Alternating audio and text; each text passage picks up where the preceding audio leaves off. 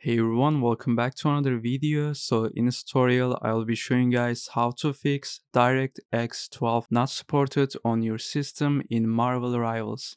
So it's gonna be really simple. I will be showing you guys step by step. So make sure you guys follow every step in the video. So first check your updates.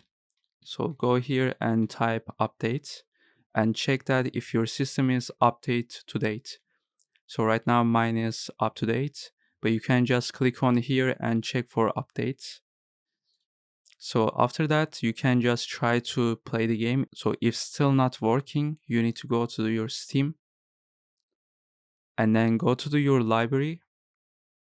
And then in here, you need to find Marvel Rivals. So right click, go to the properties.